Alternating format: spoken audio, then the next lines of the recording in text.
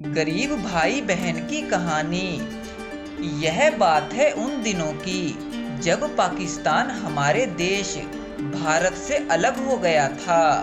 हजारों लाखों लोगों को अपना घर बार सब कुछ छोड़कर भारत आना पड़ा। चारों तरफ तबाही मची हुई थी। सभी जगह दंगे हो रहे थे। कई परिवारों के सदस्य एक दूसरे से बिछड़ गए थे। यह कहानी है मुन्नी और उसके छोटे भाई मोहन की। दंगा कर रहे उग्रवादियों की भीड़ ने मुन्नी के घर पर ही आग लगा दी थी। इस भयानक घटना से मुन्नी की माँ घायल हो गई थी। माँ, आप ठीक तो हैं? क्या हुआ आपको? मेरे बच्चों, अब मेरा इस दुनिया से जाने का समय हो गया है। तुम दोनों जल्दी से भारत देश को चले जाओ, नहीं तो तुम लोगों की जान को भी खतरा हो सकता है। अलविदा मेरे बच्चों। इतना कहकर मुन्नी की माँ भगवान को प्यारी हो जाती है। माँ, आप हमें छोड़कर नहीं जा सकती। हम आपके बिना जी नहीं पाएंगे माँ। तब दोनों बच्चे अपनी माँ के जाने के दुख में रोने लगते हैं। मुन्नी किसी तरह खुद को संभालती है और अपने छोटे भाई मोहन को चुप करवाती है। फिर वे दोनों अपने चाचा चाची के घर में चले जाते हैं और उन्हें सारी बात बताते हैं। कुछ दिन तक तो सब कुछ ठीक था, परंतु एक सुबह मुन्नी, तुम दोनों के आने से हमारे घर का खर्च बढ़ गया है। तुम अपनी माँ के सोने के कंगन बेच दो ताकि कुछ पैसे आ सके। चाची, यह कंगन तो मेरी माँ की आखिरी निशानी है। प्लीज आप उन्हें मत बेचिए। तो क्या तुम दोनों को मुफ्त में अपने घर रखूं? तुम्हारी तो अब माँ नहीं है, तो उसके कंगन किस काम के? तब वह जालिम औरत बेचारे बच्चों की भावनाओं की परवाह ना करते हुए उस कंगन को बेच देती है। रात को सभी भोजन कर रहे थे। मुन्नी की चाची अपने खुद के परिवार को तो प्लेट भरकर खाना देती है, परंतु मुन्नी और मोहन को थोड़ा सा ही खाना देती है। ये क्या चाची, आपने हमें इतना कम खाना क्यों दिया? इससे तो हमारा पेट भरेगा ही नहीं चाची। चुपचाप जो दिया है खा लो। काम तो तुम लोग कुछ करते नहीं, ऊपर से हम पर बोझ बन गए हो। चाची, पर यह खाना तो आपने हमारी माँ के कंगन बेचकर ही खरीदा है।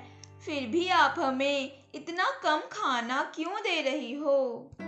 यह सुनकर चाची भड़क जाती है और गुस्से में मोहन और मुन्नी को घर से बाहर निकाल देती है। बेचारे दोनों बच्चे अंधेरी रात में रास्ते पर आ जाते हैं। अगली सुबह वे चलकर ही भारत की ओर जाने लगते हैं। कई दिनों तक चलने के बाद वे दोनों बच्चे बहुत ही थक जाते हैं और एक जंगल के पास रुक जाते हैं। दीदी, मैं बहुत थक गया हूँ और मुझे बहुत भूख लगी है दीदी।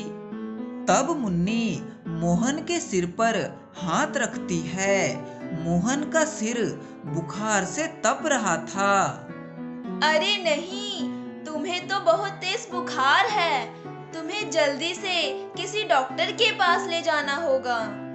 फिर मुन्नी मोहन को उठाकर ही चलने लगती है। गर्मियों के दिन होने की वजह से मुन्नी पसीने से भीग गई थी और पूरी तरह से थक चुकी थी। दीदी, मुझे बहुत प्यास लगी है। पानी, मुझे पानी चाहिए। कोई मुझे पानी पिला दो। मोहन, बस थोड़ी देर रुक जाओ, हम शहर पहुंचने वाले हैं। थोड़ी दूर जाने के बाद वह एक घर के पास पहुंचते हैं। प्लीज मेरे भाई को पानी पिला दीजिए, नहीं तो वह मर जाएगा। जाओ यहाँ से, हमारे पास कोई पानी नहीं है। पता नहीं कब दोबारा लड़ाई शुरू हो जाए, जल्दी से चले जाओ यहाँ से। तब मुन्नी आस पड़ोस के सभी घरों से पानी मांगती है, परंतु कोई भी उन्हें पानी नहीं देता। वे लोग फिर से चलने लगते हैं। तभी मुन्नी को एक कुआं दिखाई देता है। मुन्नी दौड़कर पानी लाने के लिए जाती है। मुन्नी जब पानी लेकर वापस आती है तो देखती है कि उसका भाई मोहन जमीन पर गिरा पड़ा है। मोहन, उठो। क्या हुआ तुम्हें? तुम मुझे छोड़कर नहीं जा सकते। परंतु मोहन की आंखें कभी नहीं खुलती। तब मुन्नी जोर जोर से रोने लगती है। मुन्नी सोच रही थी कि आखिर उसके भाई की क्या गलती है, आखिर उनके साथ ही ऐसा क्यों हुआ। उन सब की क्या गलती है जिन्होंने इस भयानक युद्ध में अपने परिवार को खो दिया।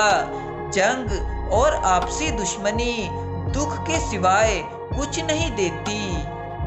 अगर आपको हमारी कहानी पसंद आई है तो हमारे चैनल को सब्सक्राइब करें और हमारी वीडियो को लाइक एंड शेयर करें।